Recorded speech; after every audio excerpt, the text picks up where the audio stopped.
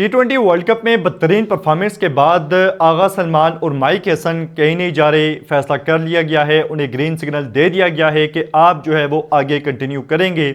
और फिलहाल जो कप्तान है T20 का आगा सलमान या जो कोच हैं हेड कोच माइक हैसन, उन्हें ना हटाने का फैसला किया गया है।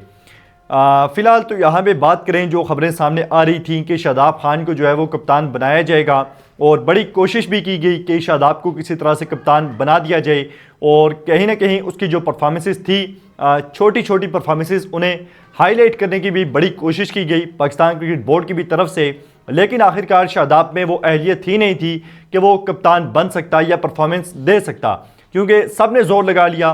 मैनेजमेंट में जितने भी लोग हैं, सब ने तकरीबन कोशिश की कि शादाब किसी तरह से परफॉर्मेंस दे, लेकिन शादाब ने अपनी परफॉर्मेंस से उन सब को जो है वो मायूस किया है और उन सब के जो ख्वाब हैं वो चकनाचूर हो गए हैं। हमारे ख्याल से ये जो अभी डिसीजन लिया गया है कि सलमान अली आगा और माइक हैसन को कंटिन्यू किया जाएगा, ये एक अच्छी चीज़ है। पाकिस्तान क्रिकेट की स्टेबिलिटी के लिए ये एक अच्छा फ़ैसला है, क्योंकि फ़िलहाल आप देखें तो आपके पास ऑप्शन क्या है। फ़खर ज़मान है और फ़खर ज़मान अपना लास्ट T20 वर्ल्ड कप खेल चुके हैं, हम सब ये बात जानते हैं। और इस बात का कभी इम्कान है, मतलब कि आप कह लें कि 95% चांसेस यही हैं कि फ़खर इसके बाद T20 वर्ल्ड कप कोई भी नहीं खेलेगा। तो फ़खर को जो कप्तान है वो बनाने का फ़ायदा नहीं था। फिर उसके बाद जो दूसरा नाम है वो शायद आपके जहन में आ रहा हो कि सबसे ज़्यादा फ़रहान को कप्तान बनाना चाहिए। तो फ़रहान का ये है कि फ़रहान ने कभी भी किसी भी लेवल पे कप्तानी नहीं की, हमने कभी उसे कप्तानी करते हुए देखा ही नहीं है। और जब उसने कप्तानी की नहीं है, एक्सपीरियंस है नहीं, तो ये उसके लिए भी एक बुरी चीज़ साबित होगी, बुरा एक्सपीरियंस साबित होगा। जैसे आपको याद होगी कि बाबर आजम जब परफॉर्मेंसेस दे रहा था, हमने एकदम से बाबर को उठा के कप्तान बना दिया था। और वो दिन है और आज का दिन है, बाबर वापस उस चीज़ से निकल ही नहीं सका। और कहीं ना कहीं अभी भी ऐसा लगता है कि वो कप्तानी की दौड़ में लगा रहता है। और कप्तानी लेने के बाद जो बाबर की परफॉर्मेंसेस थी वो भी किस कदर मुतासिर हुई हम सब जानते हैं।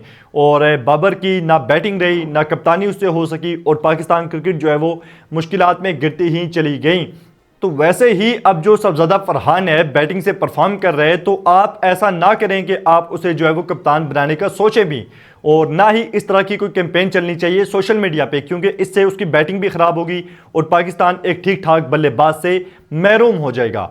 अब बात करें यहाँ पे एक और जो पॉइंट है वो ये कि जो सिलेक्शन कमेटी थी, आपको याद होगी, उसमें से अलीम डार इस्तीफा दे के चले गए थे। तो वहाँ पे अब अलीम डार की जगह जो है वो 2 बंदे शामिल कर लिए गए हैं, एक मिसबाह उल हक और साथ ही में सरफराज अहमद।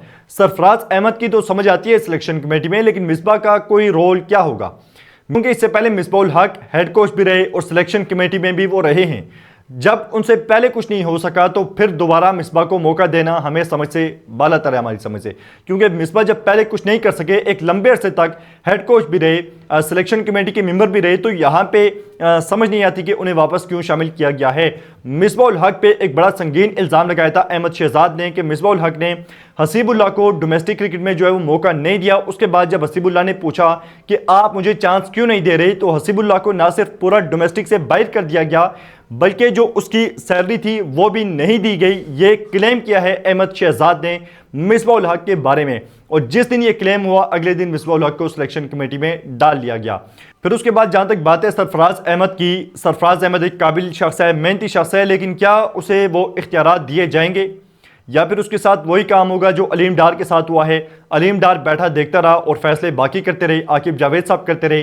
तो अगर ऐसी चीज़ है तो फिर सरफराज अहमद को सिलेक्शन कमेटी में नहीं बैठना चाहिए, बाकी जो भी बैठता रहे, क्योंकि फिर जब बाद में गलत टीम सेलेक्ट होगी तो फिर आपसे भी सवाल होगा और आपका नाम भी गंदा होगा। जब टीम गलत सेलेक्ट होगी, मेरिट पे सेलेक्ट नहीं होगी, हर बार जब 6-6 7-7 पर्चियाँ घुसेंगी तो फिर आप भी निशाना बनेंगे।